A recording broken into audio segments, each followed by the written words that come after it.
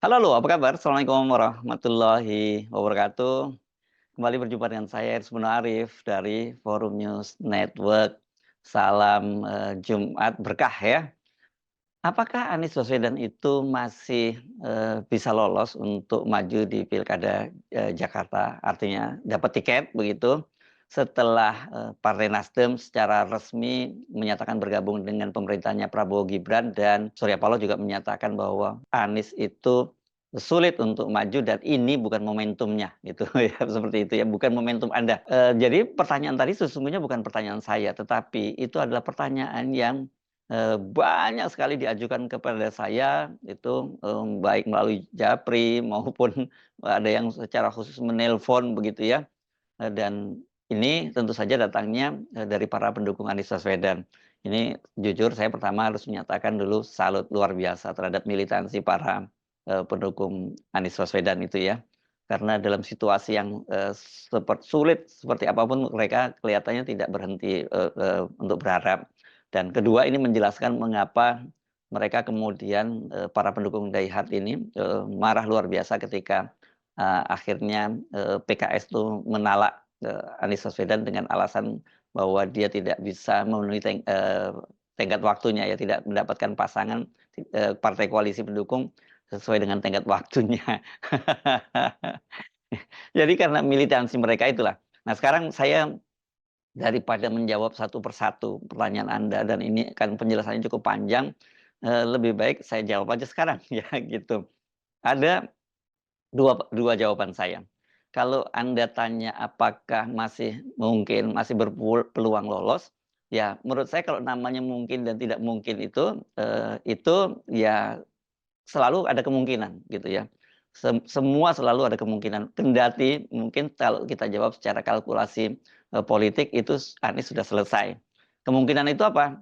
Kita tidak tahu. Itu karena berkaitan dengan orang menjadi gubernur, menjadi presiden dan sebagainya, itu kalau kita orang beragama kan pasti kita percaya pada takdirnya. Jadi kalau artinya meskipun seluruh dunia ini bersekongkol untuk menjegal Anies, apalagi kalau cuman Jokowi saja yang bersekongkol dengan seluruh kekuatan dan kekuatan partai dan elit-elit politik, kemudian tapi takdirnya Anies itu jadi gubernur Jakarta dan kemudian baru menjadi presiden, begitu tracknya nanti pada tahun 2029 ya sangat mungkin terjadi. Kita tidak pernah pernah tahu. Itu jawaban yang saya kira mungkin banyak Anda harapkan gitu dan karena itu membesarkan hati Anda gitu ya. Nah, sekarang saya beri jawaban secara kalkulasi politis. Nah, ini bagian yang tidak tidak menyenangkan buat Anda, tapi sebenarnya Anda juga sudah tahu. Tetapi tentu saja tentu perlu ada justifikasi begitu ya mengapa Anda ini masih berharap gitu Anies kok kalau Anies itu bisa lolos kan. Kita nggak usah ngomongin lagi faktor PKS ya, karena PKS itu kan sudah walaupun tidak diucapkan tapi secara resmi sudah menolak Anies dengan menyatakan bahwa Anies itu tidak bisa memenuhi janjinya setelah diberi batas waktu 40 hari untuk mendapatkan partner koalisi atau tambahan 4 kursi. Sehingga dia dan Sohibul Iman itu bisa maju ke Pilkada Jakarta. Dan deadline-nya katanya tanggal tanggal 4 Agustus lalu, dan kemudian ada polemik Anies tidak merasa pernah berjanji semacam itu. Tapi oke, kita lupakan itu udah selesai. Dipastikan bahwa PKS kan seperti dikatakan akan bergabung dengan Koalisi Indonesia Maju. Nah, tinggal nanti kita bicara konsensinya apa. Apakah betul mereka akan dapat kursi wakil gubernur seperti yang ramai dibicarakan beberapa waktu yang lalu. Kendati saya meragukan itu. Soal ini nanti saya jawabannya nggak di konten ini begitu ya. Itu udah selesai babnya PKS, ini bab selesai. Nanti apakah mereka dapat wakil gubernur, apakah mereka kemudian juga dapat jatah kursi di kabinet, terus dapat kompensasi-kompensasi lain untuk urusan Anies, itu udah selesai. Sebenarnya kemarin saya tahu bahwa ini masih banyak yang berharap bahwa Anies itu bisa lolos, bisa maju ke Pilkada Jakarta 2024. Itu kan ada faktor, masih ada satu faktor partai PDIP yang sekarang ini sendirian berada di luar koalisi, dan juga faktor Nasdem dan PKB. ini ya, Nasdem dan PKB ini kan sama-sama sudah menyatakan akan mendukung Anies Baswedan juga ya. Ini tetapi kan mereka ini dua-duanya belum pernah secara resmi menyatakan mengakhiri hubungannya dengan Anies Baswedan. Bahkan kalau Nasdem itu kan mereka baru saja secara resmi mengumumkan Anies Baswedan sebagai calon gubernur Jakarta itu kan pada tanggal 22 Juli lalu. Jadi belum terlalu lama. Jadi artinya sebenarnya harusnya rekomendasi itu masih sah dan bahwa kemudian ada persoalan politik yang memungkinkan mereka tidak bisa atau membatalkan mendukung Anies Baswedan itu lain soal gitu ya. Nah, jadi artinya tinggal harapan kan pada waktu itu tinggal pada Nasdem dan kemudian pada PKB. Walaupun saya tahu bahwa Anda semua pasti juga sudah mulai ngeri-ngeri ketika mendengar pernyataan dari Bendahara Umum Partai Nasdem Ahmad Saroni itu 3 hari setelah pengumuman pencalonan dari Anies Baswedan ini yang menyatakan walaupun Anies Baswedan itu sudah diberikan rekomendasi tetapi belum tentu didaftarkan. Bahkan dia sendiri mengaku pada waktu itu dia sendiri belum pernah melihat surat rekomendasinya yang saya waktu itu menyebutnya aneh. Sebagai bendahara umum dia pengurus harian kok dia tidak tahu soal yang seperti itu. Walaupun dia disebut bahwa oh dia bukan bagian Bapilu kata Sekjen Partai Nasdem Hermawi Taslim. Tapi sebenarnya itu nggak masuk akal. Jadi pasti Ahmad Saroni tahu soal itu. Dan ini ada kaitannya dengan tekanan politik terhadap Partai Nasdem yang sebelumnya saya singgung bolak-balik begitu bahwa tekanannya ini sangat berat, bahkan jauh lebih berat dibandingkan pada Pilpres lalu. Dan ini ini yang saya sebut sebelumnya juga dikomunikasikan. Semua ini dikomunikasikan dengan Anies Baswedan, termasuk juga PKB. Nanti kita bahas juga PKB ya. Jadi Anies tahu betul bahwa Nasdem itu peluangnya mungkin sangat besar akan meninggalkan dia, tetapi karena sangat terpaksa karena tekanan yang sangat berat begitu ya. Nah, itu sinyal pertama ya. Dan kemudian ini walaupun dibantah dan sebagainya prosesnya bergulir. Nah, sebelum saya lanjutkan, ada juga kalau Anda tanya apa sih tekanannya itu ya. Tekanannya jelas ini berkaitan dengan soal reshuffle, dengan kemungkinan dipidanakan dan sebagainya. Tapi satu hal yang rupanya mungkin ini luput juga dari perhatian itu adalah kaitannya dengan politik Jawa. Karena pada waktu itu kan Ketua Umum PSI, putranya Pak Jokowi, Kaisang Pangarep juga pada hari yang sama itu juga bertandang ke Nasdem Tower bertemu dengan Surya Paloh. Nah, pada waktu itu Surya Paloh menyatakan bahwa dia akan mendukung Kaisang Pangarep ini sebagai gubernur, tapi bukan di Jakarta. Ini dia akan mendukung Kaisang itu di Jawa Tengah dengan catatan dia bukan sebagai wakil gubernur ya.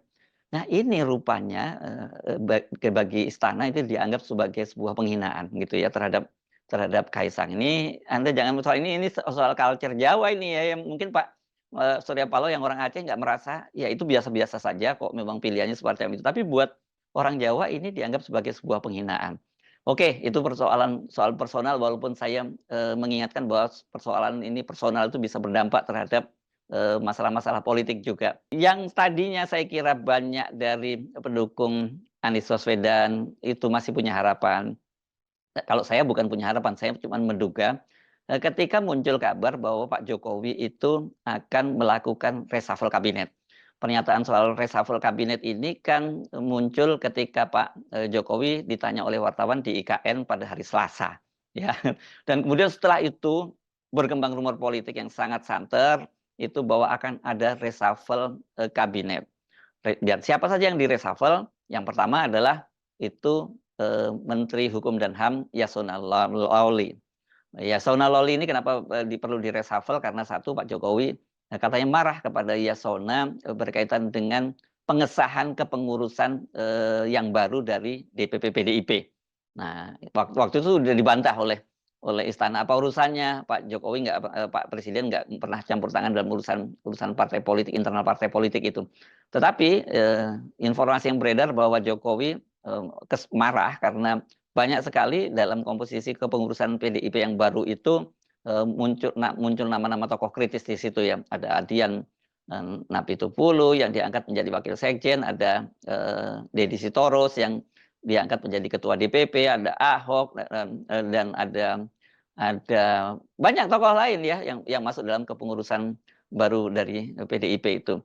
Yang itu yang pertama. Yang kedua itu kalau kaitannya dengan Yasona Lawli ini berkaitan dengan pengambil alihan Golkar ya, karena pengambilan alihan Golkar ini setelah Erlangga mundur itu kan nanti pengesahannya di Menkumham ya, pengesahan pengurusannya, dan ini mereka harus gerak cepat karena nanti mereka pengurus yang baru ini yang diperkirakan Bahlil itu nanti yang akan menandatangani surat-surat rekomendasi untuk pengajuan kepala daerah ya, baik tingkat kepala daerah tingkat 1 maupun tingkat 2 ya, kota dan kabupaten.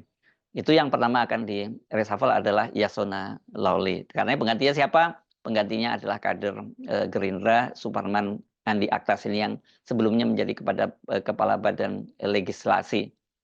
Ya, kepala badan legislasi di DPR. Yang kedua yang di reshuffle ini adalah Menteri ESDM. Ya, Menteri ESDM yakni Arifin Tasrif yang juga ini dekat dengan PDIP dan digantikan oleh Bahlil Lahadalia, dan kemudian posisi Bahlil sebagai Menteri Investasi digantikan oleh Rosan Roslani yang sebelumnya dikenal sebagai Ketua Tim Kampanye Nasional Prabowo Gibran.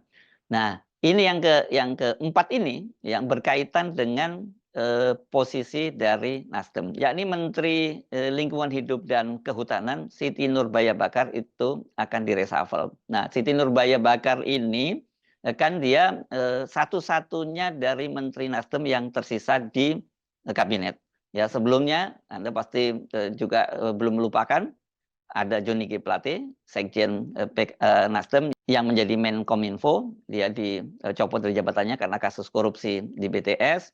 Dan yang kedua adalah Menteri Pertanian Syahrul Yassin Limpo yang juga dan kasusnya korupsi, gratifikasi, bahkan juga pemerasan. Jadi tinggal satu menterinya Nasdem itu. Sekedar saya ingatkan lagi bahwa ini memang kasus hukum, tapi ini juga ada kaitannya dengan dukungan dari Partai Nasdem terhadap Anies Baswedan pada Pilpres yang lalu, gitu ya. Ini punishment-nya, begitu ya. Ini kemungkinan reshuffle itu makin santer karena pada hari yang sama itu ternyata Dirjen di Kominfo, yakni Dirjen Informasi dan Komunikasi Publik Usman Kansong itu mengundurkan diri.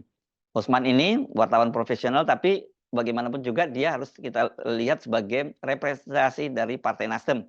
Karena dia pada pemilu lalu pun menjadi pada Pilpres lalu ketika pasangan Jokowi Ma'ruf itu maju pada Pilpres 2019, dia menjadi direktur komunikasi politiknya itu. Ya, jadi dia sudah bukan lagi pure sebagai wartawan, tapi dia sudah bagian dari entitas politik, begitu ya. Tetapi harus dilihat bahwa mundurnya Usman itu kalau dikaitkan dengan reshuffle yang nantinya maksudnya nantinya itu kemarin itu ya, nantinya dilakukan terhadap Siti Nurbaya Bakar, itu berarti Nasdem dibersihkan dari pemerintahan. Apa dasarnya? Ya berarti Nasdem itu tetap ngotot mencalonkan Anies Baswedan.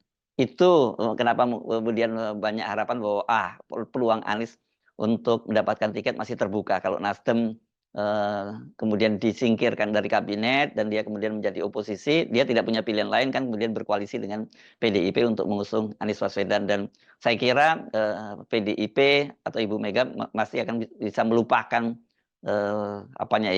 ganjilan-ganjilan psikologisnya dia dengan Surya Paloh demi untuk agar PDIP itu bisa mengusung calon yang bisa mengalahkan calon yang didukung oleh koalisinya Jokowi, begitu ya. Tapi ternyata reshuffle tidak pernah terjadi. Istana itu membantah akan ada reshuffle tidak hari ini dan tidak besok, begitu kata juru bicara Istana Ari Dwi Payana. Dan sebelumnya itu kan Pak Surya Paloh itu sudah mendapat bintang penghargaan dari Pak Jokowi. Ini Pak Surya Paloh itu bersama 64 tokoh lainnya itu mendapat bintang kehormatan, dan bintang kehormatannya kalau nggak salah kemarin disebutkan dalam bidang kepeloporan, begitu ya. Nah, setelah mendapat bintang kehormatan itu, ketika ditanya oleh wartawan, itu katanya dia ditanya oleh peluang Anies untuk maju, dia menyatakan secara terbuka bahwa peluangnya Anies itu sulit ya, sulit untuk maju di Pilkada Jakarta. Nah, sehari kemudian Pak Surya Paloh kemudian bertemu dengan Prabowo atau tepatnya menemui Prabowo di rumah pribadinya di Jalan Kertanegara 4. Nah, pada saat itulah kemudian muncul vonis dari Surya Paloh. Hari ini saya menerima kehormatan atas kunjungan dari Pak Surya Paloh, sahabat saya sejak lama, Ketua Umum Partai Nasdem, Partai Nasional Demokrat, didampingi dengan Pak Victor Baswedan. Kita membahas beberapa masalah dan kita sepakat untuk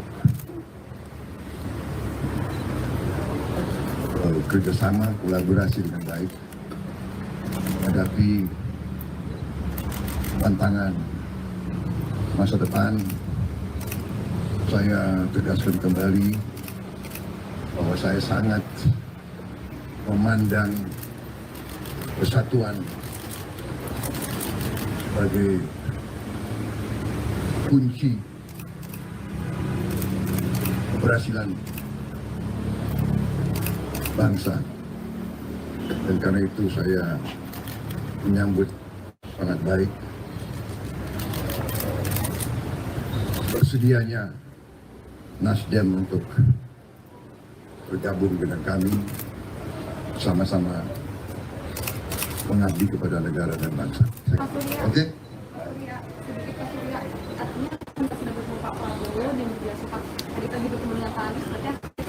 Tidak akan mengusung Pak Anies di Jakarta. Iya, jelas itu. Saya sudah beritahu Pak Anies, Anda sebagai adik, ini bukan momen Anda untuk maju pada pilkada Jakarta Raya. Kita cari momentum yang lebih tepat. Ada pemahaman. Ya, baik. Oke. Kalimat Surya Paloh tadi yang menyatakan bahwa ini bukan momentum Anda. Itu saya kira itu vonis mati buat Anies ya dari Nasdem. Artinya Nasdem memilih untuk tetap bergabung dengan pemerintahan dan ya sebagai konsekuensinya dia harus meninggalkan Anies Baswedan. Pilihan yang tidak mudah bagi Surya Paloh dan Nasdem. Kendati itu Anda coba perhatikan dari sinyal dari kalimat yang disebutkan oleh Surya Paloh bahwa Anies itu seperti sebelumnya sebutkan bahwa dia tetap sahabat dari Partai Nasdem. Jadi artinya dia masih membuka peluang untuk kerjasama di masa depan atau kalau situasi berubah. Clear ya, itu dari Partai Nasdem sudah tidak mungkin lagi mendukung Anies Baswedan.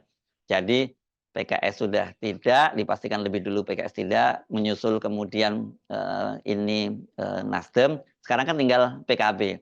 Nah PKB ini justru yang dibandingkan Nasdem dia paling proaktif ini mengusung Anies Baswedan dan mencarikan alternatif partner koalisi lain ketika PKS memasang atau mematok harga mati bahwa harus berpasangan dengan Sohibul Iman begitu ya. Kan kemudian PKB menjalin komunikasi dengan PDIP dan coba memasangkan Anies dengan kader PDIP waktu itu Andika Perkasa. Belakangan ini nama yang disebut-sebut adalah Rano Karno yang akan dipasangkan dengan Anies Baswedan. Jadi kalau masih ada PKB masih ada harapan ya. Kenapa? Karena PDIP punya 15 kursi, PKB punya 10 kursi, cukup untuk mengusung tiket sendirian. Tetapi apakah PKB berani nekat untuk tetap akan mencalonkan Anies Baswedan? Saya tidak akan memberikan penilaian, mari kita baca data-data berikutnya. Satu, Caimin kendati belum menyatakan akan bergabung dengan pemerintahannya Prabowo Gibran, dia sudah bertemu dengan Prabowo di rumah dinasnya, di rumah dinas Menteri Pertahanan di Jalan Widya Chandra. Hari apa ya? Hari saya agak lupa, hari Rabu yang lalu kalau tidak salah itu. Pada waktu itu kata Muhaimin dia mengantarkan undangan untuk Prabowo agar hadir pada muktamar PKB yang akan dilaksanakan di Bali tanggal 24 sampai 25 Agustus ini. Semuanya sebelum pendaftaran di Pilkada ya. Memang pada waktu itu diakui oleh Muhaimin bahwa mereka juga membicarakan soal Pilkada. Tidak spesifik apa maksudnya itu. Nah prosesnya terus berlanjut dan kalau kita lihat kemudian kan ini bersamaan dengan itu, ini kan posisi dari Muhaimin ini terancam karena ada upaya dari pengurus besar Nahdlatul Ulama untuk mengambil alih kepemimpinan Muhaimin ini yang disebut melalui pansus PKB begitu ya. Nah, jelas ini jelas kalau sudah begini ini main kekuasaan. Kalau Muhaimin itu tetap bertahan, dia ngotot mencalonkan Anies Baswedan, dipastikan akan diambil alih itu jabatan ketua umum dari dia. Dan sinyal ini kan sangat jelas ketika kemarin malam itu PBNU, Ketua Umum PBNU dan Rois Amnya itu bertemu dengan Presiden Jokowi di istana dan katanya menanyakan soal apa yang terjadi antara PKB dengan PBNU itu. Dan menurut Yahya Stakuf, Ketua Umum PBNU, dia menjelaskan soal itu dan Pak Jokowi tidak ingin campur tangan, itu katanya diserahkan pada urusan internal. Ya itu bahasa publik. Tapi di belakang panggung kita tahu, loh saya sudah berkomunikasi dengan PBNU dan kalau terjadi macam-macam saya bisa backup PBNU untuk mengambil alih PKB. Itu kira-kira petanya. Jadi dan kemudian Cak Imin ini kan kemudian bermanuver dan sebagainya dan dia juga kemarin bertemu dengan Wakil Presiden Ma'ruf Amin.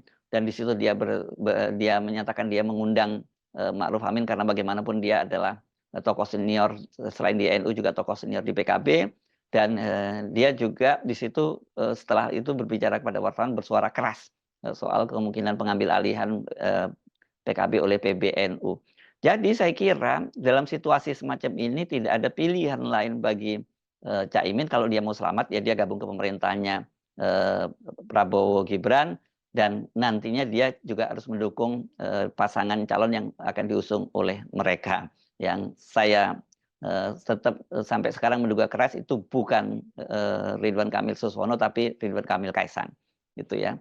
Nah dari sini saja ya berarti peluang Anies untuk maju itu sudah tertutup karena PKS tadi saya review lagi PKS sudah mentala Anies. Nasdem juga sudah menyatakan membatalkan dukungannya kepada Anies dengan menyatakan bukan momentumnya dan tinggal PKB yang saya kira ini tinggal soal waktu saja.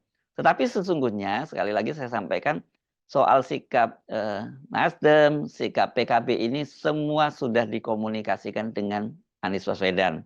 Jadi Anies pasti tidak kaget soal ini. Bahkan sudah jauh-jauh hari dia sudah tahu, tapi dia menunggu-nunggu juga tentu. Siapa tahu situasi politiknya berubah. Tapi kelihatannya sekarang cengkeramannya Pak Jokowi masih sangat kuat ya, mau tidak mau kemudian Nasdem dan PKB itu harus mundur dan menarik dukungan terhadap Anies Baswedan. Itu jawaban atau kalkulasi secara politik yang bisa saya jawab pada Anda semua yang banyak bertanya kepada saya. Dan kalau sekali lagi kalau ditanya Anda bagaimana peluangnya, apakah masih bisa lolos? Saya menyatakan secara kalkulasi politik sudah tidak mungkin lolos. Tetapi kalau Anda tanya, kalau bagian soal takdir, itu wallahu alam bisawab. Saya Arif dari Forum News Network. Sampai jumpa lagi. Wassalamualaikum warahmatullahi wabarakatuh.